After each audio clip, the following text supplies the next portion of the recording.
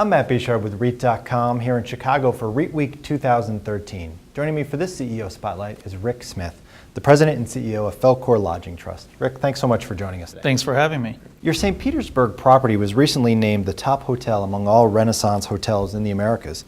What do you think is the key differentiator that separates a top hotel from a truly great one? I think it starts with partnership. We have a very strong partnership with Marriott from the top down, both at the corporate level as well as on the ground in St. Pete.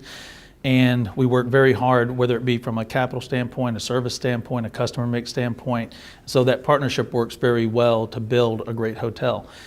In fact, in 2012, our Marriott Union Square won Best Hotel in the Americas for the Marriott system.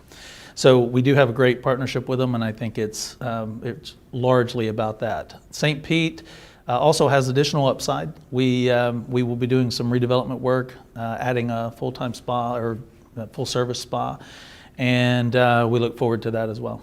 And at this stage of the recovery, how would you describe where the business traveler is versus the leisure traveler in terms of the overall recovery? Well, there's kind of a distinction on the business side.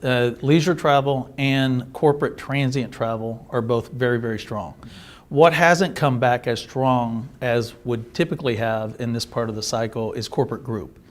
And I think that that is for one primary reason. Everybody remembers the credit crisis in '08, and everybody kind of remembers what resulted from that. I think that it's the same reason that while S&P 500 corporate profits are at an all-time high, there's more cash on corporate balance sheets right now than there ever has been, and that's because they're concerned about that liquidity event. I think that that stems from our government, instead of kicking the can down the road, and still sovereign debt issues in Europe. How will that play out? And so just in case a liquidity event strikes, they want to be prepared for that. So less essential spending is happening. I mean, less non-essential spending is happening. So you have more cash on the balance sheet, and you have less non-essential travel, group meetings, things of that nature, versus having the transient business traveler who's out there trying to drive revenue. So I think that because of that, you're seeing corporate group kind of moderately pick up versus where it would typically be in the cycle. So what happens if that does come back is you'll see more compression, which will result in a spike in rates.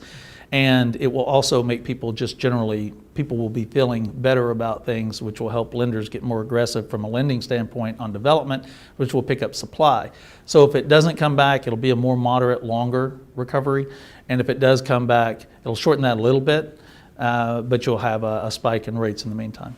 And what do you see as the biggest obstacle to maintaining some of this momentum that we were just talking about? And what can you do at FelCor to kind of prepare yourself for that possibility? Well, I think we've already done it. I'll touch on that a bit. Fundamentals, like I said, are very, very strong. From a supply-demand standpoint, from a corporate profit standpoint. Employment is slower, but unemployment is slower to recover, but it is getting there, moving in the right direction in any event. And the other thing is, you always have cycles in the business, and you have to manage to those cycles.